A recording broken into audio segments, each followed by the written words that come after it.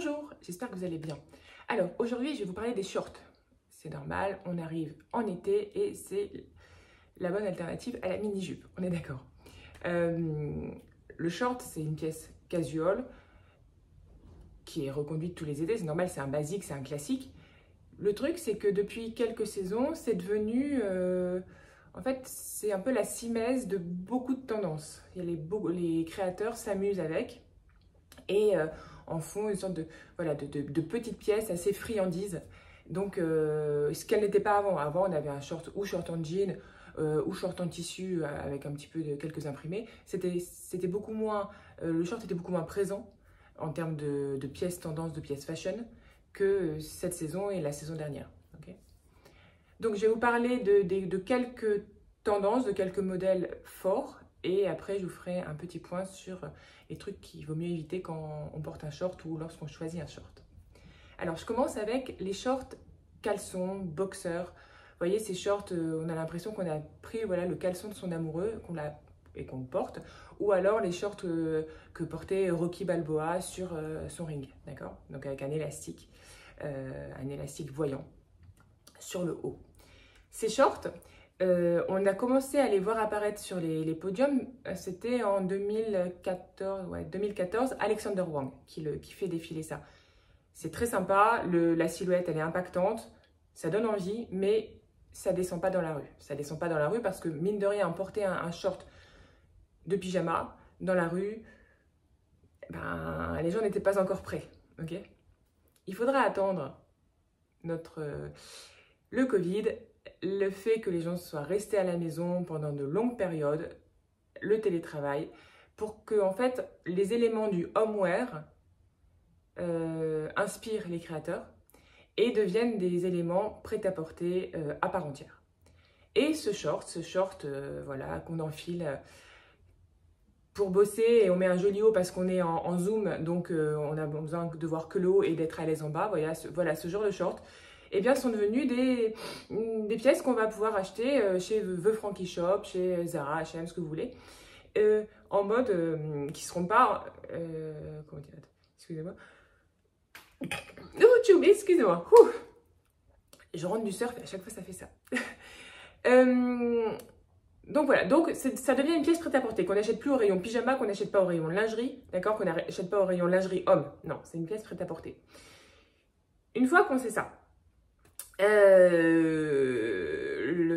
ils nous ont pas facilité les choses parce que ce qu'ils nous proposent, que beaucoup de créateurs proposent, c'est de porter ce short en total look avec une chemise assortie dans la rue, ok?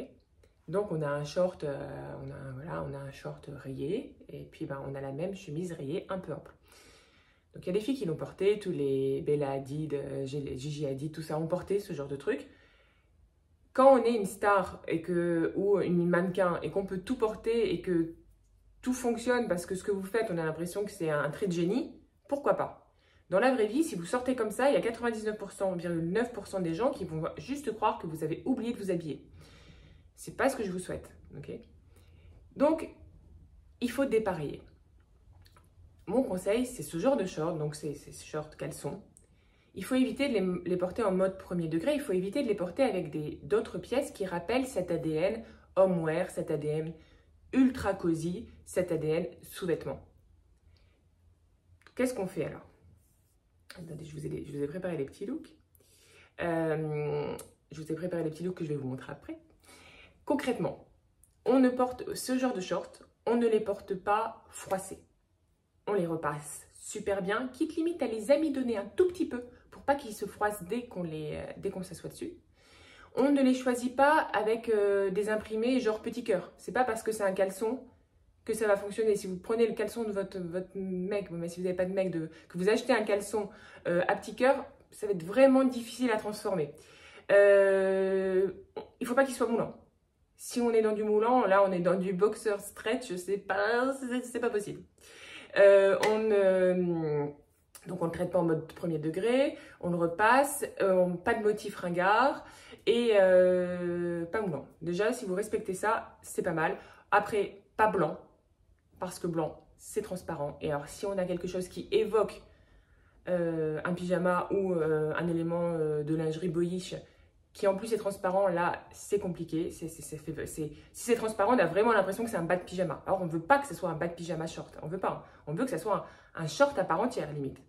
Et on évite aussi qu'il soit trop taille haute, parce que si c'est trop taille haute et que c'est un peu long sur la cuisse, on a un déséquilibre de la silhouette. S'il est très taille haute, vous pouvez rouloter. C'est-à-dire que l'élastique qui est sur le haut, on l'abaisse un coup, voire 2 fois. Et comme ça se porte sur les hanches. Et là, c'est beaucoup plus saillant, c'est beaucoup plus joli qu'un truc qui remonte super haut. Et là, je vous montre un modèle de chez Comme Si. Ça, c'est très bien. Il n'est pas trop taille haute, il est un peu large, pas trop. Les rayures, elles sont pyjama, mais elles ne sont pas trop épaisses. Donc, on a quelque chose qui reste esthétique et qui reste prêt à porter. Et il est on peut facilement l'associer à d'autres pièces. Et il peut facilement s'insérer dans des looks qui n'ont pas l'air de look je viens de tomber de mon lit. Okay, par exemple, là, je vous montre. Donc, l'idée, c'est de le mettre en résonance avec des pièces qui n'ont pas le même ADN. Par exemple, si on le porte avec une blouse en broderie anglaise blanche. Donc, on a quelque chose de bohème, de girly, d'accord, qui n'est pas ce côté boyish homeware. Et on associe de fines sandales à lanière en cuir, côté bohème. L'ensemble, tous les éléments, ils sont d'un univers subtilement différent et ça fonctionne très bien. On peut aussi, ce genre de short, le porter avec un gilet t-shirt boutonné. Vous voyez, c'est une petite maille en fait, manche courte, qu'on ne boutonnera pas complètement. Donc on la boutonne au niveau de la poitrine, on laisse peut-être quelques boutons d'effet au niveau du ventre pour laisser apparaître le ventre quand on marche. Avec des sandales type mule, mais avec bien épaisse pour équilibrer la silhouette, la densifier sur le bas, noir. Donc noir, noir et au milieu du bleu rayé. Là aussi, on n'a plus du tout une silhouette nonchalante. Je suis en train de boire mon café dans ma maison à la campagne. On a quelque chose de plus sophistiqué. Ça, c'est pour la ville, d'accord? Pour la ville, faites cet effort-là si vous voulez porter en ville le short boxer. Si vous êtes en vacances, là, par contre, vous faites ce que vous voulez. C'est pas ça, c'est le dress code vacances. Il n'y a pas de dress code en vacances, on fait ce qu'on veut. C'est ça qui est chouette. Voilà, voilà. On peut aussi évidemment le porter avec un body et des sandales kitten heels très fines. On peut le porter avec une chemise en jean, roulottée, nouée sur le devant, des baskets montantes. On peut tout faire à condition qu'on ne soit pas dans ce côté, je vous ai dit, un peu avachi. Deuxième short qu'on voit beaucoup, c'est le short en molleton. Alors le short en molleton, c'est quoi? Short en molleton, c'est ce short dans les années 80. Imaginez, je vous parle de Rocky, mais je vous en avais parlé, je vous en reparle. Là, c'est pas Rocky sur le ring, c'est Rocky qui court, d'accord? Vous avez tous la musique Eye of Tiger dans la tête à ce moment-là. Et donc là, il est en survêt en molleton gris complet. Et bien, c'est ce survêt-là qu'on aurait coupé pour faire un short. Mais c'est cet esprit-là, vous voyez, cet esprit américain, sportswear, le genre de truc qu'on enfile pour aller, voilà, pour courir, pour aller faire un cours de boxe. C'est-à-dire qu'il n'est pas bien fini sur le bas, le short, il roulotte un petit peu et on voit un peu le molleton. Il est un tout petit peu trop grand. C'est vraiment cette idée, d'accord? Une pièce roots sportswear. C'est ça l'idée qui crée de l'inspiration pour la saison. Après, elle est déclinée autrement, elle est déclinée en mode short molleton et il y a des shorts molleton qui n'inspirent rien à part d'être des shorts molleton. Ceux-là, on les évite. C'est-à-dire que si c'est juste un short un peu mal coupé mais qui est en molleton, ça n'a aucun intérêt. De manière générale, les shorts qui vont être coupés tout droit sur la jambe, il faut éviter parce qu'en fait, la jambe n'est pas droite, surtout à ce niveau-là, au niveau du haut de la cuisse, elle a plutôt des rondeurs. Donc, si c'est droit, ça veut dire que ça va être moulant. Et ben, c'est pas la dégaine qu'on veut avoir avec un short en molleton. Le short en molleton, il doit être un petit peu... il doit avoir un peu de jeu entre la matière et la jambe. Donc pour ça, on va plutôt prendre un short qui va être légèrement évasé, qui ne fera pas du tout évasé. On n'aura pas l'impression qu'il est évasé sur vous, on a juste l'impression qu'il est un petit peu large. Mais si vous le posez à plat sur votre lit, eh ben, il est un petit peu évasé. En termes de couleur, vous pouvez tout vous permettre, sachant que s'il est gris, il sera beaucoup plus facile à associer, il sera beaucoup plus facile à intégrer dans des télescopages de style et d'univers. Par exemple, si on a ce short gris en molleton, on met une chemise masculine à fine rayure très stricte, très sobre, et des baskets. Donc là, les baskets restent avec l'esprit jean, short en molleton, mais on a le côté masculin très strict de la chemise. Et des bijoux extrêmement fins, dorés, ou au poignet, ou là en collier.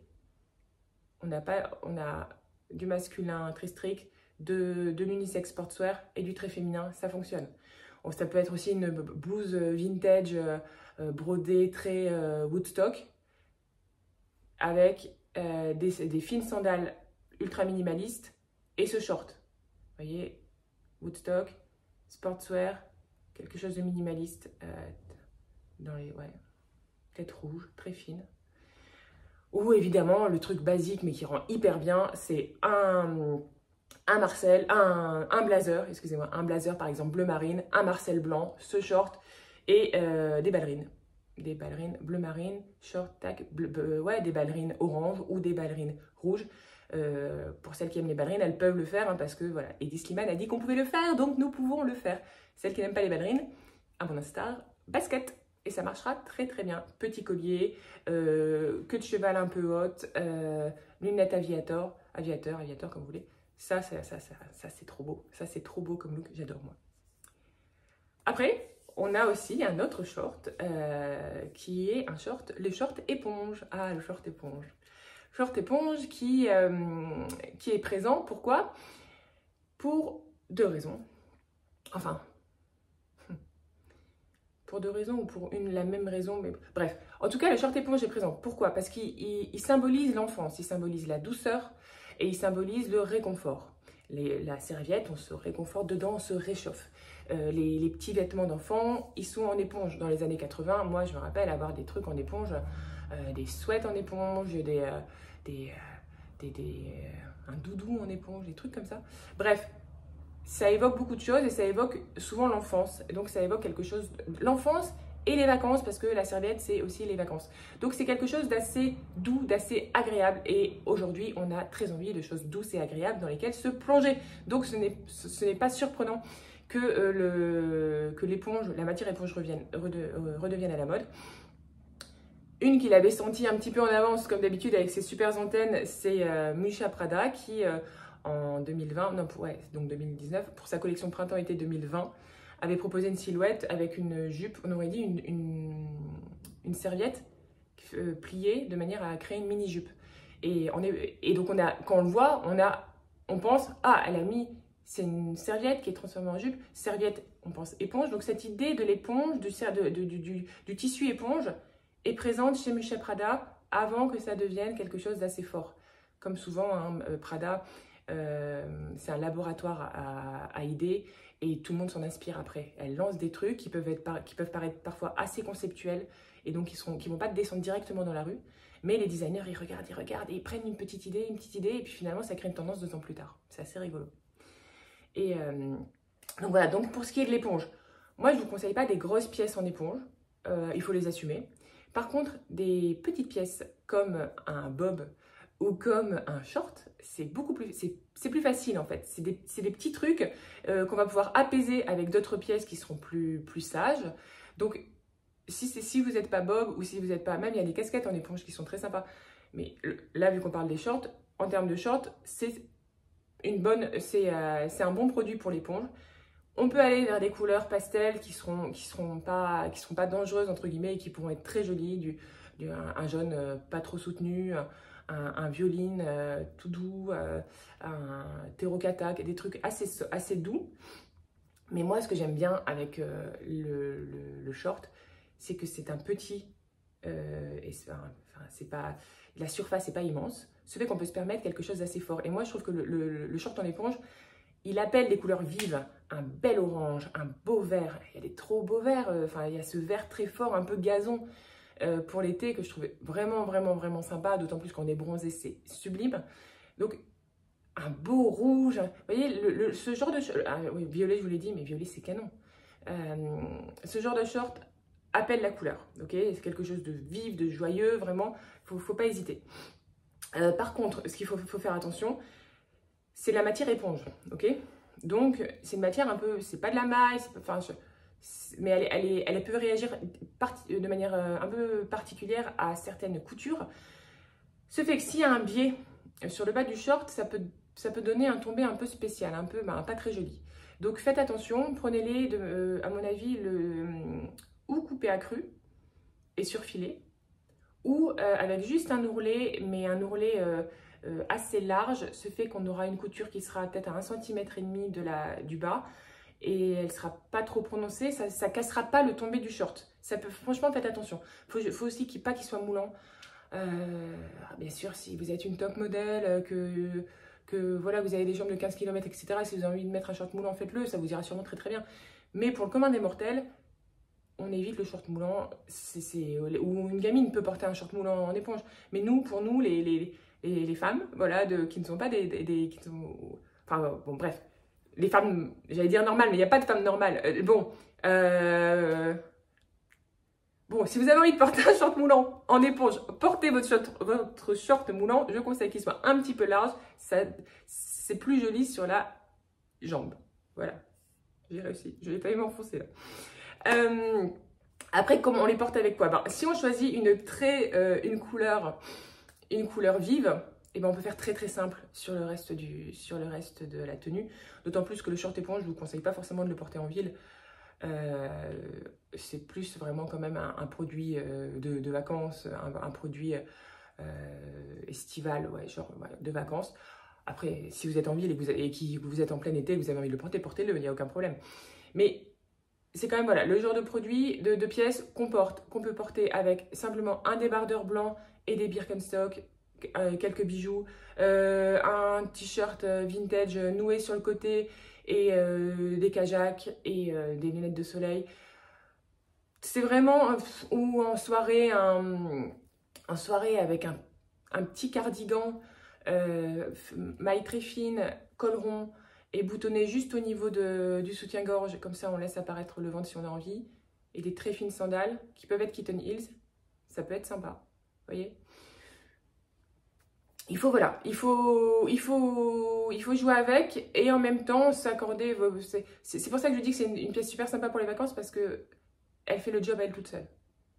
Et en vacances, on a souvent envie de ne pas trop se prendre la tête, mais aussi d'être jolie sur les photos. Donc c'est le genre de pièce qui peut être très sympa et qui donne un petit truc en plus. Ensuite, il y a bien évidemment le short en jean, mais ça, le short en jean, c'est un classique. Je ne sais pas si... Bon. Le short en jean, concrètement, aujourd'hui, il y a toutes les formes. Il y a tous les styles. Ce qui revient, c'était très très présent il y a quelques années, ça avait quasiment disparu, mais ça revient, c'est le short en jean légèrement déchiré. On n'est pas dans le destroyed complet qu'on a eu il y a quelques années, non, on est dans du déchiré, effiloché sur le bas, peut-être un accro ici ou là. Donc ce genre de short, c'est-à-dire le short en jean, de manière générale, en ville, on va éviter de le porter trop court. Il y a beaucoup de coupes qui sont des coupes, on a l'impression qu'ils ont voulu faire une culotte avec le short, qui font coupe comme ça, ce fait qu'on voit la moitié de la fesse. Donc les filles et les femmes doivent croire, enfin plutôt les jeunes filles, c'est des ados que je vois avec ça souvent, doivent croire que vu qu'on le vend chez Urban Outfitters ou ce genre de choses, c'est ok. En fait, c'est pas... C'est ok si vous avez envie de le porter, mais déjà c'est rarement flatteur. Et puis concrètement, je vois pas... C'est pas le truc le plus conseillé du monde de montrer la moitié de ses fesses sur le boulevard Raspail à Paris.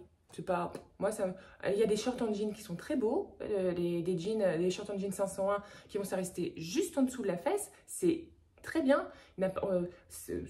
Montrer le pli de fesse en ville, ça n'a pas d'intérêt. Et ça fait même décalé. En fait, c'est une tenue qu'on peut avoir à la plage.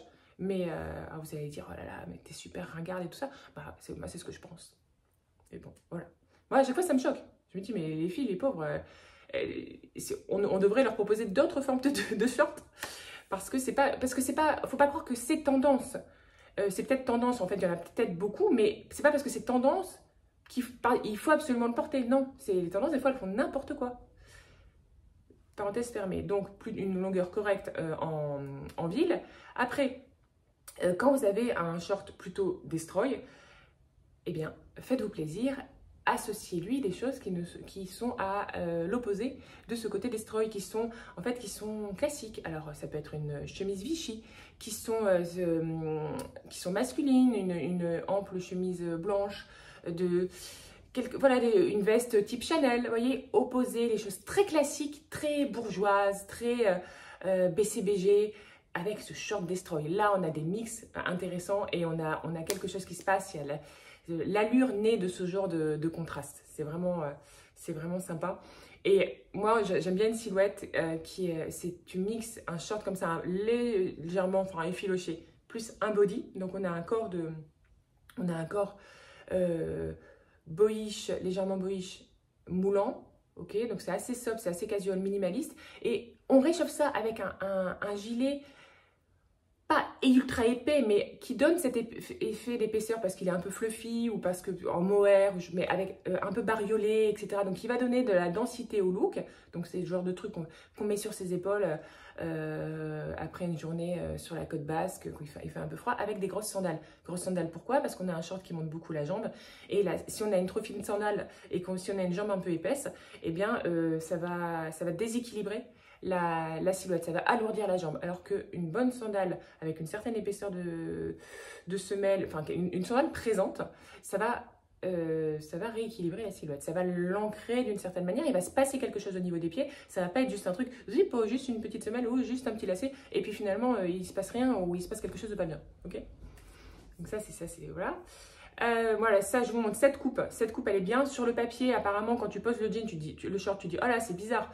La taille est haute, c'est triangulaire et tout ça. En fait, pas du tout. C'est exactement ce genre de short qui fait qu'ils ont l'air un peu larges après sur la cuisse et qui tiennent bien sur la taille. Franchement, si vous voulez un short qui fonctionne bien, prenez ce genre de short. Ça fonctionne à merveille.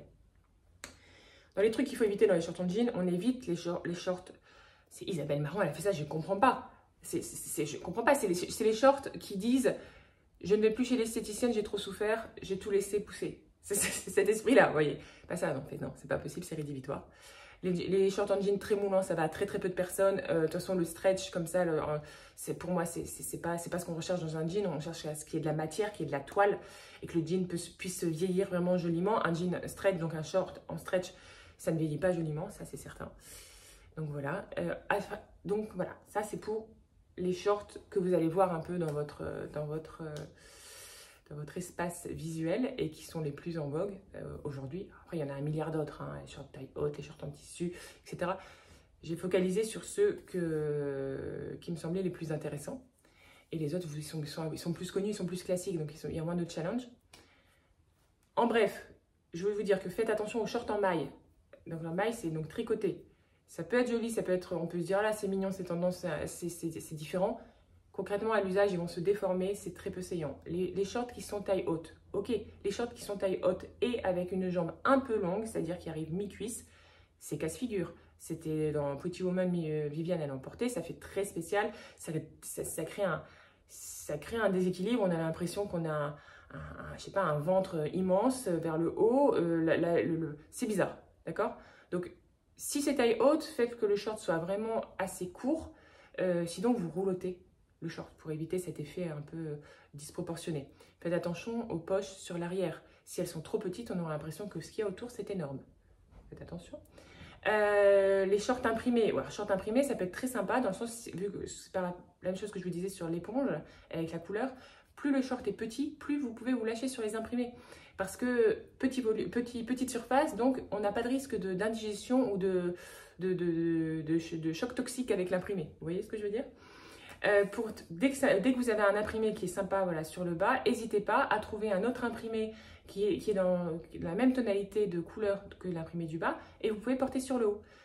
Ça fonctionnera bien parce que petit volume sur le bas, d'accord? Et donc, mix d'imprimés, harmonie. Et ça, en été, vous mettez une ceinture en cuir pour légèrement séparer les deux imprimés, un ou deux bracelets, c'est magnifique.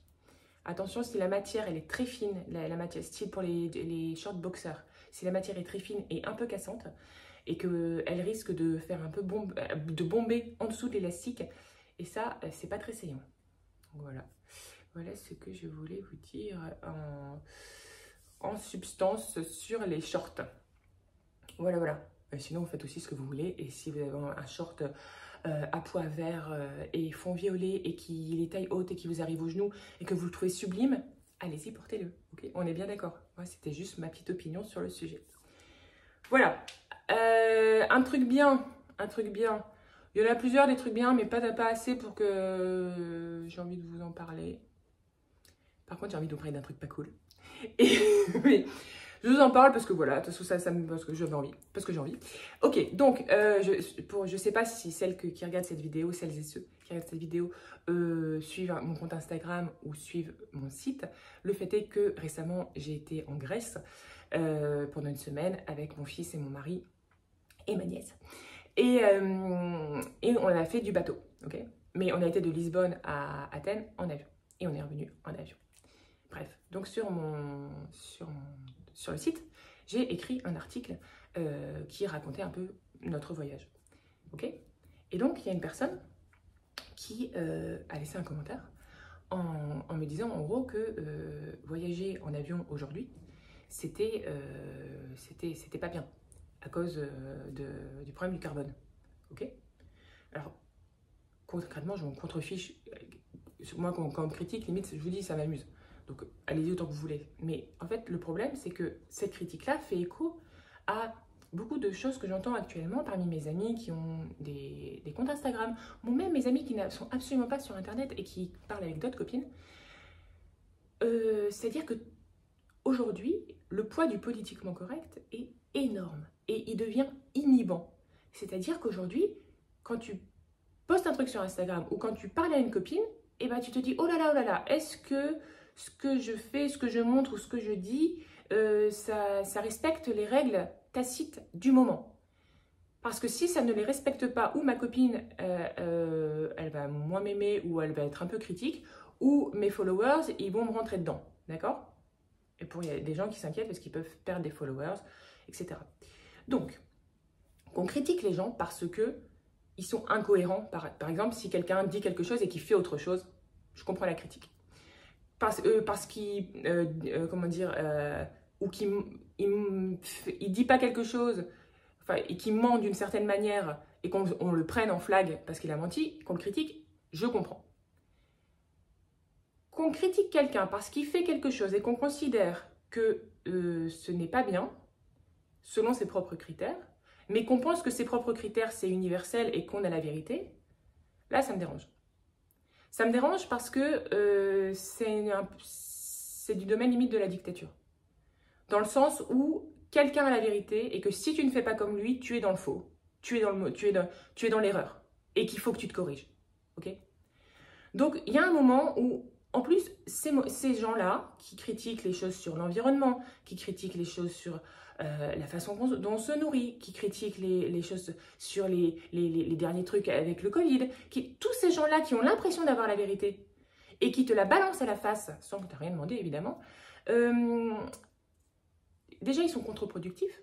Parce que moi, quand on me fait ce genre de critique, ça tombe tellement à côté parce que la personne qui fait cette critique-là sur un point ne connaît pas le reste de ta vie. Elle ne sait pas si à côté, tu ne vas pas ramasser les papiers sur la plage pour ne pas polluer l'océan, si tu ne plantes pas toute ta bouffe pour être le plus indépendant possible par rapport aux grandes surfaces. Ils n'en savent rien. Non, ils vont pointer le truc. Donc, et quand tu te fais critiquer comme ça, tu as juste envie de dire mais tu as une certaine colère parce que ça te semble très injuste. Et au-delà de ça, c'est que les personnes qui critiquent comme ça, la plupart du temps, ils ne le font pas en privé. C'est-à-dire que moi, la personne aurait pu m'envoyer un message privé, on aurait pu discuter. Non, les personnes, ils font ça en public. Donc, c'est juste pour montrer que eux, ils sont super chouettes, que eux, ils prennent pas l'avion. Et alors, je suis même pas sûre qu'ils prennent pas l'avion. Que eux, ça s'appelle du virtue signaling ou un truc comme ça en anglais. C'est que eux, ils font bien. Et toi, tu fais pas bien. Mais eux, ils font bien. Donc, c'est quelque chose d'extrêmement pervers, d'extrêmement qui gangrène à mon avis les relations actuelles et c'est pas bon du tout. Donc de manière générale, quand il y a des critiques à faire et qu'elles sont fondées sur des choses propres à la personne, allons-y, ça fait grandir la critique. Mais quand c'est des critiques qui sont basées sur une sorte de norme qui va changer dans 3 mois et qui est juste une sorte de refrain qui revient, de trucs qui a peu de sincérité en plus et qui rentre juste dans une mode. C'est une mode aujourd'hui de dire qu'il ne faut pas prendre l'avion. Oui, c'est sûr qu'il faut moins prendre l'avion, mais en termes d'environnement, les vrais trucs à faire, c'est le gouvernement qui doit les faire. Évidemment, on doit tous faire des choses de notre côté, mais bon, il ne faut pas se foutre de nous non plus. En gros, ce que je pense, c'est que arrêtons de shamer les gens avec le politiquement correct. C'est bon, quoi. On a le droit de fumer une clope, on a le droit de boire 2 verres de whisky. Voilà, si tu balances un papier dans la rue, ouais, c'est pas cool et c'est vraiment pas bien. Mais c'est pas pour ça non plus que je vais te prendre en photo et que je vais te foutre sur les réseaux sociaux et dire ah, il a balancé un papier dans la rue. Je vais ramasser le papier derrière toi, je vais le foutre dans ma poche et je vais rien dire. Vous voyez? C'est ça en fait. Faites vos bonnes actions, ne prenez pas l'avion, ne dites rien, faites-le. Et puis que chacun fasse ce qu'il a à faire, mais sans aller critiquer les autres là-dessus. C'est bon. Voilà.